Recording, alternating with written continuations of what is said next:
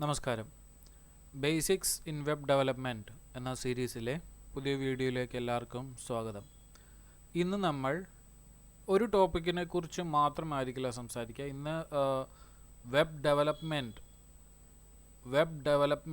എന്ന ഒരു പ്ലാറ്റ്ഫോമിൽ ഈ പറഞ്ഞത് കൂടാതെ അഡീഷണലായിട്ട് വരുന്ന ചെറിയ ചെറിയ കാര്യങ്ങളെക്കുറിച്ചാണ്. എന്താണ് വെബ് ഡെവലപ്മെൻറ്റിൻ്റെ ഗുണഗണങ്ങൾ, ദോഷങ്ങൾ എന്താണ്, അതേപോലെ ഏതൊക്കെ മേഖലകളിലാണ് ഈ വെബ് ഡെവലപ്മെൻറ്റ് കൂടുതലായിട്ടും ഇന്നത്തെ കാലത്ത് ഉപയോഗിച്ച് വരുന്നത്, പിന്നെ നമ്മുടെ ജോലി സാധ്യതകൾ എന്താണ്, ആ ജോലിയിൽ എന്തൊക്കെ തരം ജോലികളാണുള്ളത്, ആ ജോലിയിൽ എന്തുമാത്രം ശമ്പളം പ്രതീക്ഷിക്കാം എന്നുള്ളതിൻ്റെ ഒരു ഓവറോൾ ഐഡിയ ആണ് നമ്മൾ ഈ ഒരു വീഡിയോയിലൂടെ ഷെയർ ചെയ്യുന്നത്. അധികം ഡിലേ ഇല്ലാതെ അപ്പോൾ നമുക്ക് വീഡിയോയിലേക്ക് കടക്കാം.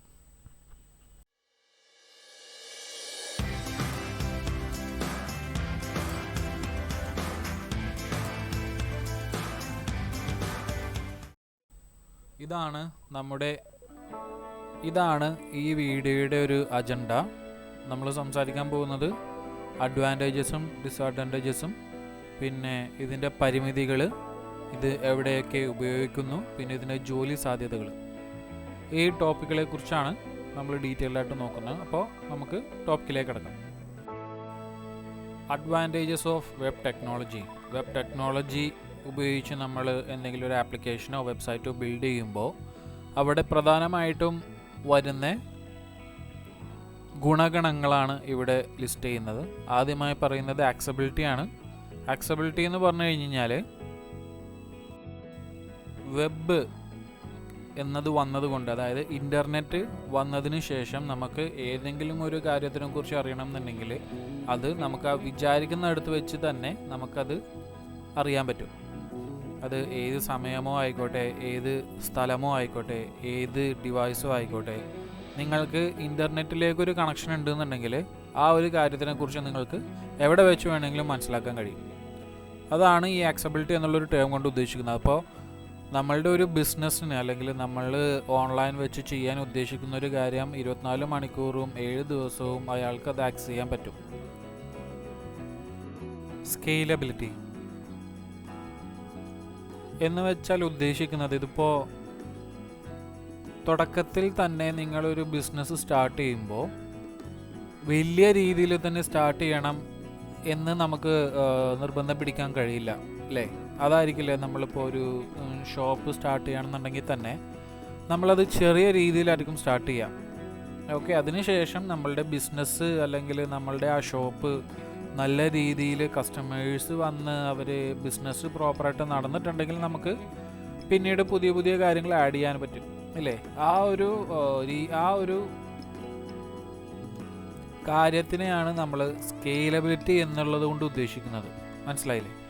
അപ്പോൾ നിങ്ങളിപ്പോൾ ക്രിയേറ്റ് ചെയ്തൊരു വെബ്സൈറ്റോ അല്ലെങ്കിൽ വെബ് ആപ്ലിക്കേഷനോ ആയിക്കോട്ടെ, നിങ്ങൾ ക്രിയേറ്റ് ചെയ്ത ടൈമിൽ ഇപ്പോൾ 1000 കസ്റ്റമേഴ്സ് അല്ലെങ്കിൽ 1000 യൂസേഴ്സിനെ പ്രതീക്ഷിക്കുന്നുള്ളൂ എന്ന് വിചാരിക്കുക. അപ്പോൾ പിന്നീട് നിങ്ങൾ ആ ഒരു ബിസിനസ് 1000 പേരുടെ അടുത്തു നിന്നും നല്ല ഫീഡ്ബാക്ക് കിട്ടിയിട്ട് 1,00,000 കസ്റ്റമേഴ്സ് വരെ ഡെയിലി ട്രാഫിക് ഉണ്ടെന്നുണ്ടെങ്കിൽ നിങ്ങൾക്കത് ഈസിലി സ്കെയിൽ ചെയ്യാൻ പറ്റും. ഈസിലി അത് വലുതാക്കാനോ ചെറുതാക്കാനോ പറ്റും. പക്ഷേ അതില്ലാത്തൊരു സിറ്റുവേഷൻ എന്ന് പറഞ്ഞു കഴിഞ്ഞാൽ, നിങ്ങളിപ്പോൾ ഒരു ബിസിനസ് സ്റ്റാർട്ട് ചെയ്യുമ്പോൾ ആ കടയിൽ നിങ്ങൾ എന്താണ് ഉദ്ദേശിക്കുന്നത്, ആ സാധനങ്ങളെല്ലാം കൂടി വെച്ച് സ്റ്റാർട്ട് ചെയ്യുക എന്നുള്ളതാണ് അവിടെ. അതല്ലാതെ വരുന്നൊരു ഓപ്ഷൻ. അങ്ങനെ മനസ്സിലായില്ല, അത് വളരെ റിസ്ക് ഉള്ളൊരു ഫാക്ടർ ആയതുകൊണ്ടിട്ട് വെബ് ടെക്നോളജി വന്നതിന് ശേഷം നമ്മളുടെ ആ ബിസിനസ് അനുസരിച്ചിട്ട് നമുക്കത് സ്കെയിൽ ചെയ്യാനുള്ളൊരു ഓപ്ഷൻ ഉണ്ട്. അതാണ് ഈ സ്കെയിലബിലിറ്റി എന്നുള്ള ഒരു ഗുണം കൊണ്ട് ഉദ്ദേശിക്കുന്നത് വെബ് ടെക്നോളജികളുടെ. അടുത്തത് വരുന്നത് ഇൻ്റർഓപ്പറബിലിറ്റി ആണ്. അതായത് നമ്മൾ നേരത്തെ വെബ് പ്രോട്ടോകോൾസ് എന്നൊരു ക്ലാസ്സിൽ പറഞ്ഞിരുന്നു.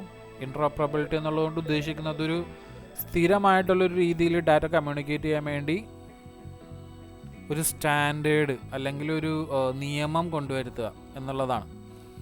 അതായത് ഇപ്പോൾ JSON അല്ലെങ്കിൽ HTTP ഇതെന്നൊക്കെ പറയുന്നത് ഒരു എന്താ പറയുക, ഒരു സ്റ്റാൻഡേർഡാണ്. ഇപ്പോൾ HTTP എന്ന് പറയുന്നത് നമ്മുടെ ബ്രൗസറും സെർവറും നമ്മൾ കമ്മ്യൂണിക്കേറ്റ് ചെയ്യാൻ വേണ്ടി ഉപയോഗിക്കുന്ന ഒരു ലാംഗ്വേജ് എന്ന് വേണമെങ്കിൽ പറയാം, അല്ലെങ്കിൽ ഒരു രീതി എന്ന് പറയാം. JSON എന്ന് പറയുമ്പോൾ ഒരു APIയുടെ റെസ്പോൺസ് വരുമ്പോൾ നമുക്ക് ഏത് ഡാറ്റ ടൈപ്പിലാണ് അല്ലെങ്കിൽ ഏത് രീതിയിലാണ് നമുക്ക് ആ ഡാറ്റ കിട്ടേണ്ടത് എന്ന് ഡിഫൈൻ ചെയ്യാൻ വേണ്ടിയിട്ടാണ് JSON സ്ട്രക്ചർ നമ്മൾ യൂസ് ചെയ്യുന്നത്. അപ്പോൾ അതേപോലെ ഒരുപാട് സ്റ്റാൻഡേർഡുകളുണ്ട്. ആ സ്റ്റാൻഡേർഡുകൾ ഫോളോ ചെയ്ത് കഴിഞ്ഞ് കഴിഞ്ഞാൽ ഇപ്പോൾ നിങ്ങൾക്കൊരു ഗൂഗിളിൻ്റെ ഏതെങ്കിലും ഒരു പ്രൊഡക്റ്റ് യൂസ് ചെയ്യണമെന്നുണ്ടെങ്കിൽ പോലും ഈ സ്റ്റാൻഡർഡൈസേഷൻ അല്ലെങ്കിൽ ഇൻറ്റർപ്രബിലിറ്റി ഉള്ളത് കൊണ്ടിട്ട് നമുക്കത് ഈസിലി ചെയ്യാൻ കഴിയും. മനസ്സിലായില്ലേ? ആ ഒരു ഗുണവും നമുക്ക് ഈ വെബ് ടെക്നോളജീസ് യൂസ് ചെയ്യുമ്പോൾ ഉണ്ടാവും, അല്ലെങ്കിൽ നമുക്കത് ഉപയോഗിക്കാൻ പറ്റും. കോസ്റ്റ് എഫക്റ്റീവ്നെസ്, അതായത് സ്കെയിലബിലിറ്റിയിൽ ചെറുതായിട്ടൊന്ന് പറഞ്ഞു വെച്ചു. ഇപ്പോൾ ബിസിനസ് തുടങ്ങുമ്പോൾ നമുക്ക് ചെറിയ രീതിയിൽ സ്റ്റാർട്ട് ചെയ്തതിന് ശേഷം വലിയ രീതിയിലേക്ക് കൊണ്ടുപോകാൻ പറ്റുമെന്ന് പറഞ്ഞു അല്ലേ? അതേപോലെ തന്നെ അതിനൊന്നും കൂടി നമുക്ക് കോസ്റ്റ് എഫക്റ്റീവ്നെസ് എന്നുള്ളൊരു രീതിയിൽ ചിന്തിക്കുമ്പോൾ നമുക്ക് വാടകയ്ക്ക് വേണമെങ്കിൽ ആ ഒരു വീടെടുത്തിട്ട്, അല്ലെങ്കിൽ വാടകയ്ക്ക് വേണമെങ്കിൽ ആ ഒരു കെട്ടിടം എടുത്തിട്ട് പിന്നീട് നമുക്ക് ബിസിനസ് അവിടെ സ്റ്റാർട്ട് ചെയ്യാം. അപ്പോൾ തുടക്കത്തിൽ വരുന്ന ആ ഒരു ചിലവുകൾ നമുക്ക് നല്ല രീതിയിൽ കുറക്കാൻ കഴിയും. മനസ്സിലായില്ല? അത് നമുക്ക് വെബ് ടെക്നോളജീസിലും ബാധകമാണ്. വെബ് ടെക്നോളജിയിൽ ഇപ്പോൾ നിങ്ങൾക്ക് വേണമെന്നുണ്ടെങ്കിൽ നിങ്ങളുടേതായിട്ടൊരു സെർവർ പർച്ചേസ് ചെയ്യാതെ തന്നെ, ചെറിയ ബിസിനസ്സൊക്കെ ആണെങ്കിൽ ക്ലൗഡിൽ തന്നെ നിങ്ങളുടെ ഉപയോഗം അനുസരിച്ചിട്ട് നിങ്ങളുടെ പേയ്മെൻറ്റും കാര്യങ്ങളൊക്കെ വരും. മനസ്സിലായില്ല? അപ്പോൾ അതേപോലെ നമുക്ക് വളരെ തുച്ഛമായ രീതിയിൽ നമ്മുടെ ഓൺലൈൻ ബിസിനസ് സ്റ്റാർട്ട് ചെയ്യാനായിട്ട്, അല്ലെങ്കിൽ തുച്ഛമായ രീതിയിലൊരു ബിസിനസ് സ്റ്റാർട്ട് ചെയ്യാൻ വേണ്ടിയിട്ട് നിങ്ങൾക്ക് ഈ വെബ് ടെക്നോളജീസ് യൂസ് ചെയ്തിട്ട് നിങ്ങൾക്കത് സാധ്യമാകുന്നതാണ് ഇന്നത്തെ കാലത്ത്. കസ്റ്റമൈസേഷൻ, ഇതെന്ന് പറഞ്ഞു കഴിഞ്ഞാൽ ഇപ്പോൾ ഓരോ വ്യക്തിക്ക് വേണ്ട രീതിയിൽ മാത്രം ആ ഒരു കാര്യം കാണിക്കാനാണ്. ഇപ്പോൾ എന്താ പറയുക, നിങ്ങളൊരു ഷർട്ട് വാങ്ങുകയാണ്. ഇപ്പോൾ ഒരു റീറ്റെയിൽ കടയിൽ നിന്നും ഷർട്ട് വാങ്ങുമ്പോൾ ചിലപ്പോൾ അത് നമുക്ക് പ്രോപ്പറായിട്ട് ഫിറ്റ് ആവണമെന്നില്ല. ഇപ്പോൾ ഒരു മീഡിയം സൈസിലുള്ളൊരു ഷർട്ട് വാങ്ങിച്ചു കഴിഞ്ഞാലും ചിലപ്പോൾ നിങ്ങളുടെ മസിൽസ് വലുതായതുകൊണ്ടിട്ട് ചിലപ്പോൾ മീഡിയം സൈസ്, അല്ലെങ്കിൽ നിങ്ങളുടെ എന്താ പറയുക കൈക്ക് നീളമുള്ളതാണെങ്കിൽ റീറ്റെയിൽ വാങ്ങുന്ന ഷർട്ടുകൾ നിങ്ങൾക്ക് ഫിറ്റ് ആവണമെന്നില്ല. അവിടെ അപ്പോൾ കസ്റ്റമൈസേഷൻ എന്ന് പറഞ്ഞു കഴിഞ്ഞാൽ എന്താണ്, നിങ്ങളുടെ അടുത്തുള്ള തയ്യൽ കടയിൽ ചെന്നിട്ട് തുണി വാങ്ങി തയ്പ്പിക്കുക, അല്ലെങ്കിൽ ആ ഉള്ള ഷർട്ടിൽ തന്നെ അഡ്ജസ്റ്റ്മെൻറ്റ് ചെയ്യുക. കസ്റ്റമൈസേഷൻ എന്നുള്ളത് കൊണ്ട് ഉദ്ദേശിക്കുന്നത് അതാണ്. ഇപ്പോൾ യൂട്യൂബിൽ നിങ്ങൾ ഈ വീഡിയോ കാണുകയാണെങ്കിൽ തന്നെ നിങ്ങളുടെ ഇടത് ഭാഗം കാണുന്ന, അല്ലെങ്കിൽ നിങ്ങളുടെ ആ സ്ക്രീനിൽ കാണുന്ന മറ്റു വീഡിയോസുകൾ ആയിരിക്കില്ല വേറൊരാൾക്ക് കാണുന്നത്. മനസ്സിലായില്ലേ? അങ്ങനെ ചെയ്യുമ്പോൾ യൂട്യൂബ് നിങ്ങൾക്ക് വേണ്ടി കസ്റ്റമൈസ് ചെയ്തിരിക്കുന്ന വീഡിയോകൾ, അല്ലെങ്കിൽ റെക്കമെൻഡ് ചെയ്തിരിക്കുന്ന വീഡിയോസ് ആയിരിക്കും നിങ്ങൾക്ക് ഇതിനടുത്ത് കാണാം. ഓരോ യൂസറിനും വേണ്ട രീതിയിലുള്ള കാര്യങ്ങൾ ഒരു ബിസിനസ്സിന് കൊടുക്കാൻ കഴിയും. അതാണ് കസ്റ്റമൈസേഷൻ എന്നുള്ളൊരു ഉപയോഗത്തിൽ ചെയ്യാൻ പറ്റുന്നത്. അപ്പോൾ വെബ് ടെക്നോളജീസ് വെച്ചിട്ട് നിങ്ങൾക്ക് കസ്റ്റമൈസ് ആയിട്ട് യൂസറിന് വേണ്ട രീതിയിൽ ഡാറ്റ കൊടുക്കാൻ കഴിയും. പിന്നെ വരുന്നത് റിച്ച് മീഡിയ, അതായത് ഇപ്പോൾ യൂട്യൂബ് തന്നെ ഉദാഹരണമായിട്ട് എടുക്കാം. നിങ്ങൾക്കിപ്പോൾ ഈ യൂട്യൂബിലൂടെ നിങ്ങൾക്ക് വീഡിയോ കാണാൻ കഴിയും, പിന്നെ പോളുകൾ അല്ലെങ്കിൽ പോസ്റ്റുകളിൽ ലൈക്ക് അടിക്കാൻ കഴിയും. ഇതേപോലുള്ള കാര്യങ്ങൾ നിങ്ങൾക്ക് ചെയ്യാൻ കഴിയും. ഇൻ കേസ് നിങ്ങൾക്ക് ഈ വെബ് ടെക്നോളജീസ് ഇല്ലയെന്നുണ്ടെങ്കിൽ നിങ്ങളുടെ ഒരു ബിസിനസ് അല്ലെങ്കിൽ നിങ്ങളുടെ ഒരു വീഡിയോ ഒരാളെ കാണിക്കുക, അല്ലെങ്കിൽ ഒരാളെ അറിയിക്കുക എന്നുള്ളത് നിങ്ങൾ കൊണ്ട് എങ്ങനെ ചെയ്യാൻ കഴിയും? അയാളുടെ അടുത്ത് ചെന്ന് അയാളുടെ ഫോണിലേക്ക് സെൻഡ് ചെയ്യുകയോ, അല്ലെങ്കിൽ നിങ്ങളുടെ ഫോണിലോ നിങ്ങളുടെ കമ്പ്യൂട്ടറിലോ അയാൾക്ക് അടുത്ത് ചെന്ന് മാൻ ടു മാൻ അല്ലെങ്കിൽ ഫേസ് ടു ഫേസ് നിങ്ങൾക്ക് കാണിക്കേണ്ടി വരും. മനസ്സിലായില്ലേ? അത് കുറവാക്കാൻ, അല്ലെങ്കിൽ അത് ഒഴിവാക്കാൻ ഈ വെബ് ടെക്നോളജീസ് വെച്ചിട്ടൊരു വെബ്സൈറ്റ് ബിൽഡ് ചെയ്ത് കഴിഞ്ഞാൽ നിങ്ങൾക്ക് സാധിക്കും. അപ്പോൾ വെബ് ടെക്നോളജീസിലൂടെ നിങ്ങളുടെ വീഡിയോകളാവട്ടെ, ഇമേജുകളാവട്ടെ, അല്ലെങ്കിൽ ഏത് തരത്തിലുള്ള ഇൻട്രാക്ഷനുള്ളൊരു കാര്യമാവട്ടെ, അത് നിങ്ങൾക്ക് വെബ് ടെക്നോളജീസ് വെച്ചിട്ടൊരു ബിസിനസ് വഴി നിങ്ങൾക്ക് നിങ്ങളുടെ ഉപഭോക്താക്കൾക്ക് അല്ലെങ്കിൽ കൺസ്യൂമേഴ്സിന് കൊടുക്കാൻ കഴിയും. പിന്നെ വരുന്നത് അനാലിറ്റിക്സ് ആൻഡ് ഡാറ്റ. ഒരു കച്ചവടം നടക്കുമ്പോൾ, നേരത്തെ പറഞ്ഞൊരു കടയാവട്ടെ, കടയിൽ ഇപ്പോൾ നിങ്ങൾ 10 കാര്യങ്ങളുള്ളൂ എന്നുണ്ടെങ്കിൽ ഈ 10 കാര്യങ്ങളും എങ്ങനെയൊക്കെയാണ് ചിലവായത്, അല്ലെങ്കിൽ ഏത് പ്രായം വരുന്ന കസ്റ്റമേഴ്സാണ് ഓരോ ഐറ്റങ്ങളും വാങ്ങിയത്, അല്ലെങ്കിൽ ആണുങ്ങളാണോ പെണ്ണുങ്ങളാണോ, ഏത് പ്രൊഡക്റ്റാണോ ഇവർ വാങ്ങിയത് എന്നുള്ളതിൻ്റെ ഒരു പ്രോപ്പർ രൂപരേഖ നിങ്ങൾക്ക് ഈ വെബ് ടെക്നോളജീസ് ഉപയോഗിച്ചിട്ട് നിങ്ങൾക്ക് എടുക്കാൻ സാധിക്കും. ഈസി ആയിട്ട് എടുക്കാൻ സാധിക്കും. അതിനുള്ള കോഡിങ് ചെയ്തിട്ടുണ്ടെന്നുണ്ടെങ്കിൽ നിങ്ങൾക്ക് ഈസി ആയിട്ട് എത്ര വയസ്സ്, ഇന്ന വയസ്സ്, ഇപ്പോൾ എത്ര വയസ്സ് വരെയുള്ള ആൾക്കാരാണ് ഇത് വാങ്ങിയത്, അല്ലെങ്കിൽ എത്ര വയസ്സ് വരെയുള്ള ആൾക്കാരാണ് നിങ്ങളുടെ ഈ വെബ്സൈറ്റ് വിസിറ്റ് ചെയ്തത്, ആ വയസ്സിനുള്ളിൽ എത്ര ആണുങ്ങളുണ്ട്, എത്ര സ്ത്രീകളുണ്ട്, അല്ലെങ്കിൽ ഏത് ഡിവൈസ് വെച്ചിട്ടാണ് നിങ്ങളുടെ വെബ്സൈറ്റ് അവർ ആക്സസ് ചെയ്തത്, അവർ ആക്സസ് ചെയ്തതിന് ശേഷം ബിസിനസ് വല്ലതും ചെയ്തോ, ഇതേപോലെയുള്ള അനാലിറ്റിക്സും ഡാറ്റകളും നിങ്ങൾക്ക്, അല്ലെങ്കിൽ വെബ് ടെക്നോളജീസ് എന്നുള്ളൊരു സാങ്കേതിക വിദ്യ വെച്ചിട്ട് നിങ്ങളുടെ ഒരു ബിസിനസ്സിൽ ഇതേപോലുള്ള അനാലിറ്റിക്സ് ഡാറ്റ നമുക്ക് എടുക്കാൻ കഴിയും. അത് പല രീതിയിലും ആ ബിസിനസ് വലുതാക്കാനും ഉപയോഗിക്കും. പല രീതിയിൽ ഇങ്ങനെ എടുക്കുന്ന ഡാറ്റ പല രീതിയിൽ ആ ഒരു മാനേജ്മെൻറ്റ് ടീമിന് അവരുടെ പ്രൊഡക്ട്സോ അല്ലെങ്കിൽ അവരുടെ ബിസിനസ്സോ മെച്ചപ്പെടുത്താൻ വേണ്ടി പല രീതിയിൽ അവർക്കത് സഹായകരമായിരിക്കും. മനസ്സിലായില്ലേ? പിന്നെ വരുന്നത് ഗ്ലോബൽ റീച്ച്. നേരത്തെ പറഞ്ഞ ഒരു കടയുടെ എക്സാമ്പിൾ തന്നെ എടുക്കുക. ആ കട വെച്ച് കഴിഞ്ഞാൽ ആ കടയുടെ ഒരു 10 കിലോമീറ്റർ റേഡിയസിലുള്ള ആൾക്കാർക്ക് മാത്രമേ അതിനുള്ളൊരു ആക്സസിബിലിറ്റി ഉണ്ടാവുള്ളൂ. അതിന് പകരം നിങ്ങളുടെ അതേ കട ഓൺലൈനായിട്ടാണ് തുടങ്ങുന്നതെന്നുണ്ടെങ്കിലോ, ഇൻ്റർനെറ്റ് ഉള്ള ഏത് വ്യക്തിക്കും നിങ്ങളുടെ ആ ബിസിനസ്സിൽ നിന്നോ നിങ്ങളുടെ ആ ഒരു പ്രൊഡക്റ്റ് പർച്ചേസ് ചെയ്യാൻ കഴിയും. ഗ്ലോബലായിട്ട്, അതായത് ഈ ഭൂമിയിൽ ആർക്കൊക്കെ ഇൻ്റർനെറ്റ് ആക്സസ് ഉണ്ടോ അല്ലെങ്കിൽ ആർക്കൊക്കെ ഇൻ്റർനെറ്റ് ആക്സസ് ചെയ്യാൻ പറ്റുന്ന ഒരു ഡിവൈസ് ഉണ്ടോ അവർക്ക് നിങ്ങളുടെ പ്രോഡക്റ്റ് എടുക്കാൻ പറ്റും. മനസ്സിലായില്ല? അപ്പോൾ നിങ്ങളുടെ ആ കട അല്ലെങ്കിൽ നിങ്ങളുടെ ആ ബിസിനസ് ഗ്ലോബൽ ലെവലിൽ റീച്ച് കിട്ടി വെബ് ടെക്നോളജീസ് വെച്ചിട്ടാണ് ചെയ്യുന്നതെന്നുണ്ടെങ്കിൽ. അഡ്വാൻറ്റേജസ് എന്ന് പറഞ്ഞു കഴിഞ്ഞാൽ ഇതാണ് മെയിനായിട്ടുള്ളത്. ഇനി നമുക്ക് ഇതിൻ്റെ പോരായ്മകളെ കുറിച്ച് നോക്കാം, അല്ലെങ്കിൽ ഇവിടെ വരുന്ന പ്രശ്നങ്ങളെ കുറിച്ച് നോക്കാം. Disadvantages of web technology. പ്രധാനമായിട്ടുള്ള ഒരു പോരായ്മ എന്ന് പറഞ്ഞു കഴിഞ്ഞാൽ സെക്യൂരിറ്റി റിസ്ക് ആണ്. അതായത് ഇപ്പോൾ സെൻസിറ്റീവ് ആയിട്ടുള്ള നിങ്ങളുടെ കാര്യങ്ങളൊക്കെ ഓൺലൈനിൽ വെച്ച് കഴിഞ്ഞു കഴിഞ്ഞാൽ അതിന്റെ സെക്യൂരിറ്റി വളരെ കുറവായിരിക്കും. അതായത് ഒരു ഉദാഹരണം വേണമെങ്കിൽ പറയാം. ഇപ്പോൾ നിങ്ങൾ കഴിക്കാൻ വേണ്ടിയിട്ട് നിങ്ങൾ കുറച്ച് മിക്സർ വാങ്ങി നോക്കുക. മിക്സർ വാങ്ങിയിട്ട് നിങ്ങളൊരു പാത്രത്തിലാക്കി വീടിന്റെ ഫ്രണ്ടിൽ വെച്ച് കഴിഞ്ഞാൽ എന്ത് സംഭവിക്കും? നിങ്ങൾക്ക് കഴിക്കാൻ പറ്റും. നിങ്ങൾക്ക് കഴിക്കാൻ പറ്റും. നിങ്ങൾ കഴിക്കുന്നതിലും കൂടുതലായിട്ട് കാക്കകളും മറ്റു കിളികളും അല്ലെങ്കിൽ മറ്റു ജീവികളൊക്കെ വന്നത് കഴിക്കും. അതേപോലെയാണ് നിങ്ങളുടെ പ്രധാനപ്പെട്ട ബിസിനസിന്റെ ഡീറ്റെയിൽസ് എല്ലാം ഓപ്പൺ ആയിട്ട് സെർവറിൽ വെച്ചിരിക്കുകയാണെന്ന് നോക്കുക. അങ്ങനെയാണെന്നുണ്ടെങ്കിൽ ആ സെർവർ എങ്ങനെയാണ് ആക്സസ് ചെയ്യാൻ അറിയാവുന്ന ഒരാൾ അല്ലെങ്കിൽ മറ്റു രീതികൾക്ക് അവർക്ക് ആ സെർവറിലേക്ക് ആക്സസ് കിട്ടിക്കഴിഞ്ഞു കഴിഞ്ഞാൽ അവർക്ക് ആ ഡാറ്റ സിമ്പിൾ ആയിട്ട് എടുക്കാൻ കഴിയും. മനസ്സിലായില്ല? അതേപോലെ പല പല സെക്യൂരിറ്റി റിസ്കുകളുണ്ട്. ഇപ്പോൾ ഇതിൽ പറഞ്ഞിരിക്കുന്നത് ഹാക്കിങ്, മാൾവെയർ. ഇപ്പോ പ്രധാനമായിട്ടും ഈ സെക്യൂരിറ്റി റിസ്കിൽ വരുന്ന ചില കാര്യങ്ങളുണ്ട്. ഹാക്കിങ് നിങ്ങൾ കേട്ടിട്ടുണ്ടാവും. പിന്നെ ഫിഷിംഗ് എന്ന് പറഞ്ഞൊരു പരിപാടി ഇപ്പൊ ഉണ്ട്. പിന്നെ സൈബർ അറ്റാക്ക്, പിന്നെ നിങ്ങളുടെ മാൾവെയർ. ഇതേപോലെ ഓരോ രീതികൾ വെച്ചിട്ട് നിങ്ങൾ ഓൺലൈനിൽ കൊടുത്തിരിക്കുന്ന ഡാറ്റയുടെ സുരക്ഷിതത്വം കുറവായിരിക്കും. ഈ വെബ് ടെക്നോളജീസ് വെച്ചിട്ട് ഇപ്പോൾ നിങ്ങളുടെ ബിസിനസ് നമ്മൾ സ്റ്റാർട്ട് ചെയ്ത് കഴിഞ്ഞാൽ അതിൽ നിങ്ങൾ കൊടുത്തിരിക്കുന്ന ഡാറ്റയുടെ സുരക്ഷിതത്വം കുറവായിരിക്കും.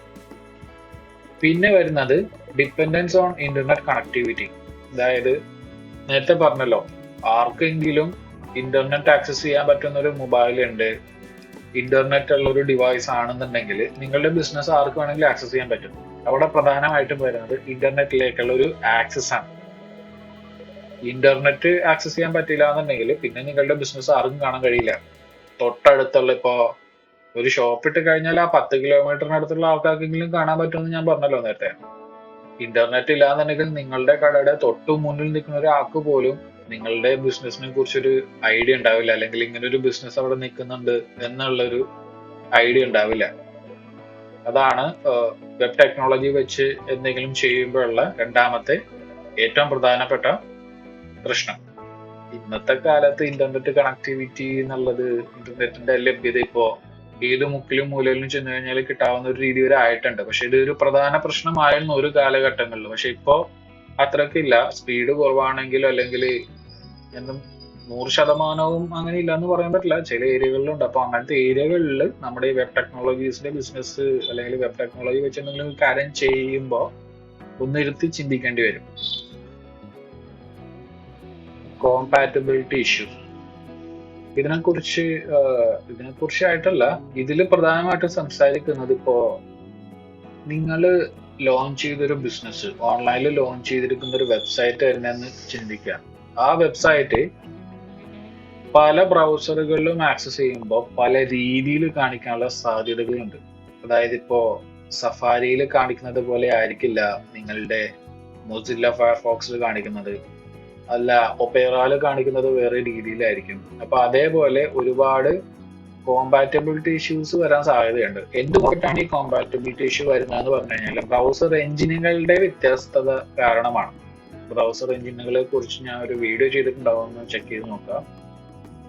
പിന്നെ വരുന്നത് ടെക്നിക്കൽ കോംപ്ലക്സിറ്റി എന്നതാണ്.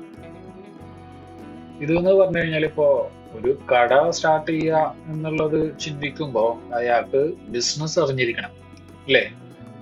അതേപോലെ നിങ്ങളൊരു വെബ്സൈറ്റ് അല്ലെങ്കിൽ ഒരു വെബ് ടെക് വെച്ചിട്ട് എന്തെങ്കിലും ഒരു കാര്യം ചെയ്യാന്നുണ്ടെങ്കിൽ നിങ്ങൾക്ക് ആ ടെക്നോളജി അറിയിരിക്കണം, അല്ലേ?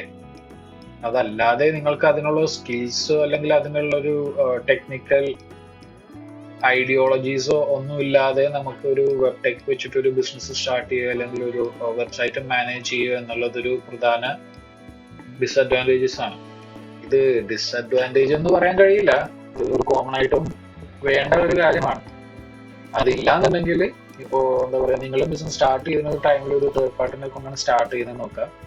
പിന്നീട് നിങ്ങൾക്കത് എടുത്ത് നിങ്ങളുടെ സ്വന്തമായിട്ടുള്ള ചെയ്യാന്നുണ്ടെങ്കിൽ അവിടെ ഒരു ലേണിംഗ് കേവ് വരും. നിങ്ങൾക്ക് കുറച്ച് കാര്യങ്ങൾ അവിടെ പഠിച്ചെടുക്കാനും അത് പ്രോപ്പറായിട്ട് മാനേജ് ചെയ്യാൻ വേണ്ടിയിട്ടും ഇന്ന കാര്യങ്ങൾ ചെയ്യണം എന്നുള്ളൊരു ഐഡിയ നിങ്ങൾ സ്വന്തമായിട്ട് ബിൽഡ് ചെയ്തെടുക്കേണ്ടി വരും.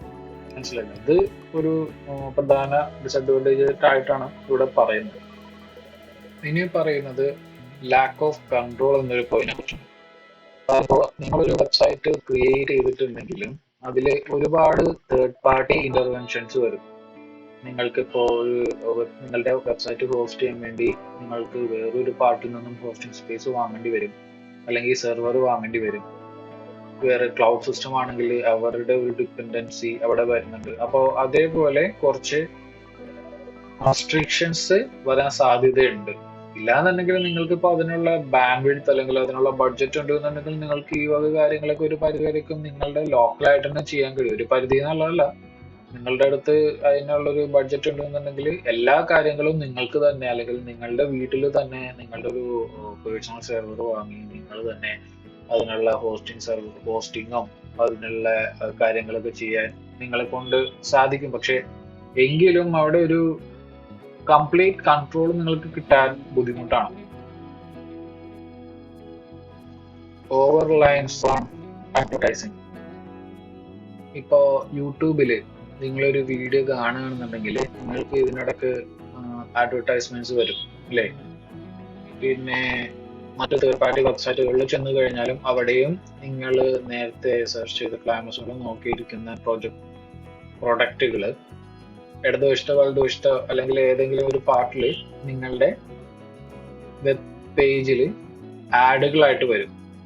അപ്പോ അവരുടെ ആ ഒരു രീതി എന്ന് പറഞ്ഞു കഴിഞ്ഞാൽ അതൊരു ബിസിനസ്സാണ്. അവർക്ക് അങ്ങനെ ആഡുകൾ കൊടുത്തിട്ടുണ്ടെങ്കിൽ മാത്രമേ അവർക്ക് അതിൽ നിന്നും ഒരു ബിസിനസ് കിട്ടുകയും ആ ബിസിനസ്സിൽ നിന്നുള്ള ഒരു കമ്മീഷനും ആ ഒരു ആഡ് കാണിച്ച പ്രൊവൈഡറിനും കിട്ടുകയുള്ളൂ. മനസ്സിലായില്ലേ? അപ്പോൾ വെബ് ടെക് വെച്ചിട്ട് എന്തെങ്കിലും ചെയ്യുമ്പോൾ ഇതേപോലുള്ള ആഡുകളുടെ ഒരു അതിപ്രസരം ഉണ്ടാവും. പിന്നെന്ന് പറഞ്ഞു കഴിഞ്ഞാൽ ഇൻഫർമേഷൻ ഓവർലോഡ്.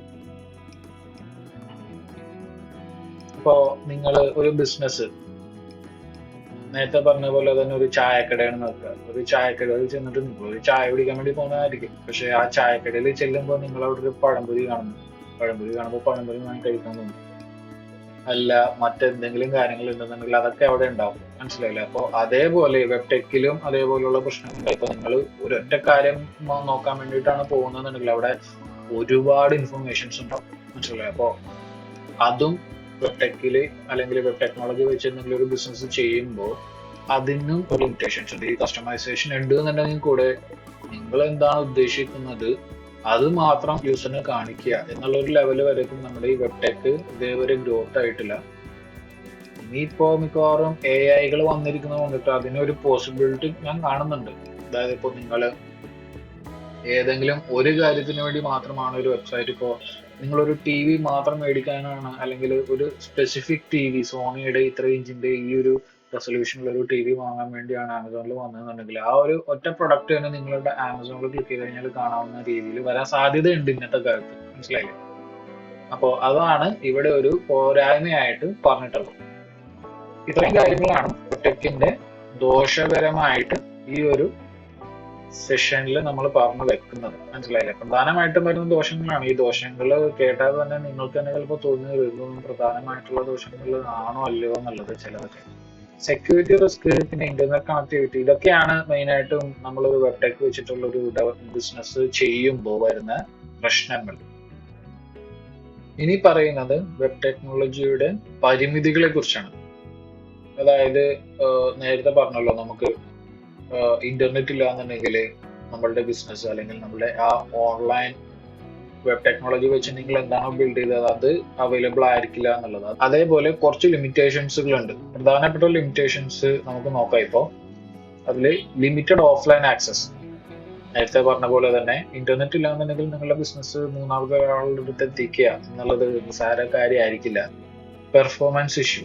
ഇപ്പോൾ നിങ്ങളുടെ വെബ്സൈറ്റിൽ ഒരുപാട് ട്രാഫിക്കുകളോ അല്ലെങ്കിൽ എന്താ പറയാ, പെട്ടെന്ന് എന്തെങ്കിലും ഒരു മാറ്റം വന്നു കഴിഞ്ഞു കഴിഞ്ഞാൽ അത് പെർഫോമൻസിനെ ബാധിക്കാനുള്ള സാധ്യത കൂടുതലാണ്. മനസ്സിലായില്ലേ? അപ്പോൾ പെർഫോമൻസിനെ ബാധിക്കുമ്പോൾ നിങ്ങളുടെ വെബ്സൈറ്റ് സ്ലോ ആവാൻ സാധ്യതയുണ്ട്. നിങ്ങൾക്ക് ഒരു യൂസർ നാവിഗേറ്റ് ചെയ്യുമ്പോൾ 404 അടിക്കാൻ സാധ്യതയുണ്ട്. 500 സെർവർ ഇഷ്യൂ അടിക്കാൻ സാധ്യതയുണ്ട്. പെർഫോമൻസിനെ ബാധിക്കാനുള്ള സാധ്യതകൾ അവിടെ ഉണ്ടാവും. നിങ്ങൾ വെബ് ടെക് വെച്ചിട്ട് ഒരു ബിസിനസ് ചെയ്യുകയാണെന്നുണ്ടെങ്കിൽ. Limited hardware access. അതായത് ഇപ്പോൾ നിങ്ങളുടെ വെബ്സൈറ്റോ അല്ലെങ്കിൽ ഓൺലൈനിലുള്ള ഒരു ബിസിനസ്സോ അതൊന്ന് ആക്സസ് ചെയ്യാന്നുണ്ടെങ്കിൽ ക്ലിക്ക് ചെയ്യുക അല്ലെങ്കിൽ സ്ക്രോൾ ചെയ്യുക എന്നുള്ളതല്ലാതെ വേറൊരു രീതിയിലും അതിലേക്കുള്ള ഒരു ഇന്ററാക്ഷൻ കിട്ടില്ല. മനസ്സിലായില്ലേ? അത് ഒരു പ്രധാനപ്പെട്ട ഒരു പരിധിയാണ് വെബ് ടെക്നോളജീസ് വെച്ചിട്ട് ബിസിനസ് സ്റ്റാർട്ട് ചെയ്യണം. ഇപ്പോൾ നിങ്ങൾ ഇപ്പോഴായ പിന്നെ കുറച്ച് വെബ്സൈറ്റുകൾ കാണുന്നുണ്ട്. നിങ്ങൾക്ക് ഇപ്പോൾ ലെൻസ് കാർട്ട് ഉദാഹരണമായിട്ട് എടുക്കാം. ലെൻസ് കാർട്ടിൽ നിങ്ങളുടെ ഫോട്ടോ അല്ലെങ്കിൽ നിങ്ങളുടെ ഫേസിന്റെ ഫോട്ടോ സ്കാൻ ചെയ്തിട്ട് നിങ്ങൾ ഏതെങ്കിലും ഒരു സ്പെക്സ് ചെക്ക് ചെയ്യുകയാണെങ്കിൽ അത് ഓൺലൈനായിട്ട് നിങ്ങളുടെ ഫേസിൽ അത് വെച്ച് കഴിഞ്ഞാൽ എങ്ങനെ ഇരിക്കും എന്നുള്ളൊരു ഐഡിയ കൊടുക്കുന്നുണ്ട്. അപ്പോൾ അതേപോലെ കുറച്ച് ലിമിറ്റേഷൻസ് ഇപ്പോൾ റെക്ടിഫൈ ചെയ്ത് വരുന്നുണ്ട്. അപ്പോൾ അതേപോലെയുള്ള ലിമിറ്റേഷൻസ് ഈ വെബ് ടെക് വെച്ച് ചെയ്യുമ്പോൾ പ്രതീക്ഷിക്കാവുന്നതാണ്.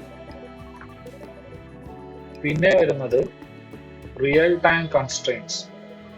റിയൽ ടൈം കൺസ്ട്രെയിൻസ് എന്നുള്ളത് ഉദ്ദേശിക്കുന്നത് ഇപ്പോൾ എന്താ പറയാ, നിങ്ങളിപ്പോ കമ്പ്യൂട്ടറിൽ ഗെയിം കളിക്കുന്ന ടൈമിൽ വീഡിയോ കോൺഫറൻസിങ് ചെയ്യുക എന്നുള്ളതൊക്കെ ഒരു ലിമിറ്റേഷൻ ആയിട്ടാണ് ഇവിടെ പറയുന്നത്. മനസ്സിലായില്ലേ? ഇപ്പോൾ പിന്നെ ലാഗ്, അതായത് റിയൽ ടൈം ആയിട്ട് നിങ്ങൾക്ക് ഇത് ചെയ്യാൻ കഴിയില്ല എന്നൊന്നുമല്ല, പക്ഷെ അതിന് ലിമിറ്റേഷൻസ് ഉണ്ട്. മനസ്സിലായി? ഇപ്പൊ ഈ പറഞ്ഞ സിനാരിയോയിൽ ഇപ്പോൾ നിങ്ങൾക്ക് ചെയ്യാവുന്ന കാര്യമാണ്, പക്ഷെ അതിൽ ലിമിറ്റേഷൻസ് ഉണ്ട്.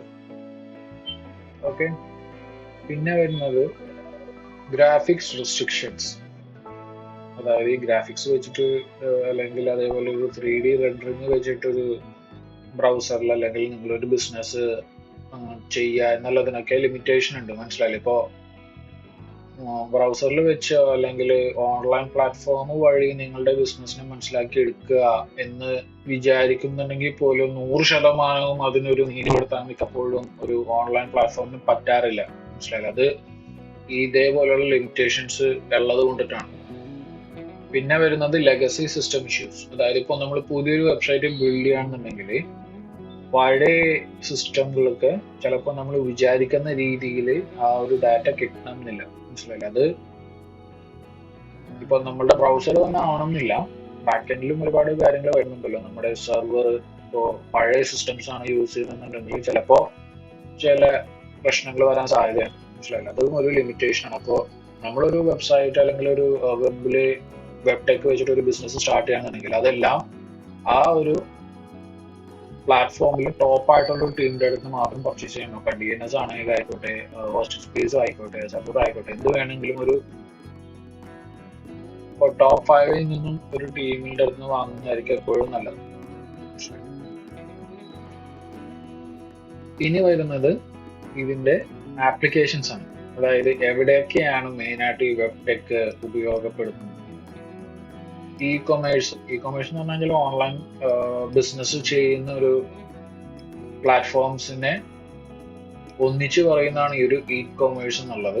സോഷ്യൽ മീഡിയ എന്ന് പറഞ്ഞു കഴിഞ്ഞാൽ അറിയാലോ, ഫേസ്ബുക്ക്, വാട്സാപ്പ്, അതേപോലുള്ള സോഷ്യൽ മീഡിയകളുടെ ഒരു കളക്ഷനെയാണ് സോഷ്യൽ നെറ്റ്വർക്കിംഗ് എന്ന് പറയുന്നത്. Education and training, online class എടുക്കുക, ട്രെയിനിങ് കൊടുക്കുക, ഇതിനൊക്കെയുള്ള ആപ്ലിക്കേഷൻസ് അല്ലെങ്കിൽ വെബ്സൈറ്റുകൾ.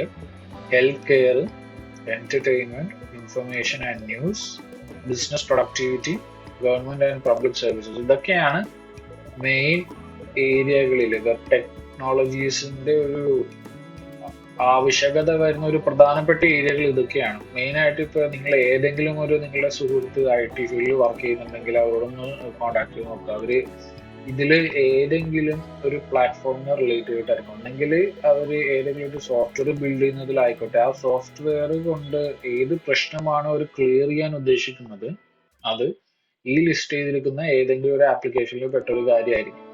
മനസ്സിലായി? അപ്പോൾ കരിയേഴ്സ് ഇൻ വെബ് ടെക്നോളജി, ഈ വെബ് ടെക്നോളജിയിൽ വരുന്ന പ്രധാനപ്പെട്ട റോളുകൾ എന്താ, റോളല്ല ജോബിന്റെ ടൈറ്റിലുകളെ കുറിച്ചാണ് നമ്മൾ നോക്കുന്നത്.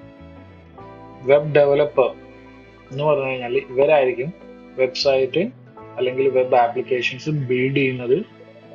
പിന്നെ ഇവിടെ തൊട്ട് ചുവടെ കൊടുത്തിരിക്കുന്നത് ഒരു ഉദ്ദേശം വരുന്ന ശമ്പളമാണ്. അപ്പോൾ അതും നിങ്ങളുടെ റെഫറൻസിന് ഒരു നല്ലതായിരിക്കും. അടുത്ത വരുന്നത് front end developer. Front end developer എന്ന് പറഞ്ഞു കഴിഞ്ഞാൽ നിങ്ങളുടെ വെബ്സൈറ്റ് ഒരു ഉപഭോക്താവ് എങ്ങനെ കാണണമെന്ന് നിശ്ചയിക്കുന്നത് ഇവരായിരിക്കും, അല്ലെങ്കിൽ അങ്ങനെ അത് ബിൽഡ് ചെയ്തെടുക്കുന്നത് ഇവരായിരിക്കും. ബാക്ക് എൻഡ് ഡെവലപ്പർ ഇവരായിരിക്കും നമ്മളുടെ സെർവറും ഡാറ്റാബേസുകളൊക്കെ മാനേജ് ചെയ്യുന്നത്. ഫുൾ സ്റ്റാക്ക് ഡെവലപ്പർ എന്ന് പറഞ്ഞാൽ ഫ്രണ്ട് എൻഡും ബാക്ക് എൻഡും എല്ലാം മാനേജ് ചെയ്യുന്ന ഒരു പ്രൊഫഷണലിനെയാണ് ഫുൾ സ്റ്റാക്ക് ഡെവലപ്പർ എന്ന് പറയുന്നത്. വെബ് ഡിസൈനർ ഇവര് വിഷ്വൽസിനെ ഫോക്കസ് ചെയ്തിട്ടാണ് ഒരു വെബ്സൈറ്റിന്റെ വിഷ്വൽസ്. ഇപ്പോൾ നേരത്തെ ഫ്രണ്ട് എൻഡ് ഡെവലപ്പർ എന്ന് പറഞ്ഞതുപോലെ തന്നെ വെബ് ഡിസൈനറും ഏകദേശം ഒരേപോലെ വരും. പക്ഷെ അവര് തമ്മിൽ വെബ് ഡിസൈനർ എന്ന് പറയുമ്പോൾ അവരൊരു ഇച്ചിരി കൂടി വിഷ്വൽ, ഇച്ചിരി കൂടി ഗ്രാഫിക്കലി അവർ ഇൻവോൾവ് ആയിരിക്കും വെബ്സൈറ്റ് ബിൽഡ് ചെയ്യുമ്പോൾ. പിന്നെ UX UI ഡിസൈൻ, ഒരു വെബ്സൈറ്റ് ബിൽഡ് ചെയ്യുമ്പോൾ അവർ ഒരുപാട് സ്റ്റഡീസ് നടത്തി അവർക്ക് വേണ്ട രീതിയിൽ, യൂസേഴ്സിന് വേണ്ട രീതിയിൽ ഓരോ ബട്ടണുകൾ പ്ലേസ് ചെയ്യുക, അല്ലെങ്കിൽ ഇത്ര പേജുകൾ പാടുള്ളൂ, ഒരു ചെക്ക്ഔട്ട് ചെയ്യുമ്പോൾ ഇത്ര പേജുകളെ പാടുള്ളൂ, ഇതേപോലുള്ള സ്റ്റഡീസ് നടത്തി അത് വെച്ചിട്ട് ഒരു UI ബിൽഡ് ചെയ്യുക. അതായിരിക്കും UX UI ഡിസൈനേഴ്സ് ചെയ്യുന്നത്. യൂസബിലിറ്റി ആണ് അവരുടെ മെയിൻ ഫോക്കസ്. ഈ പറഞ്ഞത് യൂസബിലിറ്റി ഒരു ഉദാഹരണമാണ്. പിന്നെ വരുന്നത് വെബ് കണ്ടന്റ് മാനേജർ. ഇവരായിരിക്കും വെബ്സൈറ്റിൽ വരുന്ന എല്ലാ കണ്ടന്റുകളും മാനേജ് ചെയ്യുന്നത്. മനസ്സിലല്ലേ? അപ്പോൾ ഇത് പ്രധാനപ്പെട്ട റോളുകളാണ്. ഇതിൽ മെയിൻ ആയിട്ടും ബാക്കെൻഡിൽ വരുന്ന സ്റ്റഫുകളെ കുറിച്ച് പറയുന്നില്ല. ബാക്കെൻഡിൽ ഇപ്പോൾ നോക്കിക്കഴിഞ്ഞാൽ ഒരുപാട് റോളുകളാണ്. അപ്പോൾ ഒന്നും ഇതും ഈ പറഞ്ഞ കാര്യങ്ങൾ, ഈ പറഞ്ഞ 7 എണ്ണം ബേസിക് ആയിട്ട് വരുന്ന റോളുകളാണ്. അപ്പോൾ നിങ്ങൾ ആദ്യമായിട്ടൊരു ജോലിക്ക് ചെല്ലുമ്പോൾ ഈ റോളുകളൊക്കെ നിങ്ങൾക്ക് കിട്ടുക. അതിനുശേഷം നിങ്ങൾ അതിൽ ഏതെങ്കിലും ആ ഒരു ടെക്നോളജിയിൽ സ്പെഷ്യലൈസ് ചെയ്തതിന് ശേഷമായിരിക്കും നിങ്ങൾക്ക് ആ ഒരു ഡെസിഗ്നേഷൻ ആവുക. അതിനു മുമ്പായിരിക്കും നിങ്ങൾ ഈ പറഞ്ഞ ഏതെങ്കിലും ഒരു റോളിലായിരിക്കും ഉണ്ടായിട്ടുണ്ടാവുക. ഓക്കെ, അപ്പോൾ ഇന്നത്തെ വീഡിയോയിൽ ഇത്രയൊക്കെ തന്നെ ഉള്ളൂ. ഒരു വെബ്സൈറ്റിന്റെ അഡ്വാൻറ്റേജസ്, ഡിസഡ്വാൻറ്റേജസ്, അതിന്റെ ലിമിറ്റേഷൻസ്, അതിന്റെ ആപ്ലിക്കേഷൻസ്, വരുന്ന ജോലികൾ എന്തൊക്കെയാണെന്നുള്ളതിനെ കുറിച്ചാണ് നമ്മൾ നോക്കിയത്. എന്തെങ്കിലും സംശയങ്ങളുണ്ടെങ്കിൽ കമന്റിൽ അറിയിക്കുക, ഞാനത് ക്ലിയർ ചെയ്യുന്നതായിരിക്കും. അപ്പോൾ മറ്റൊരു ടോപ്പിക്കുമായിട്ട് നമുക്ക് അടുത്ത വീഡിയോയിൽ കാണാം. എല്ലാവർക്കും നന്ദി.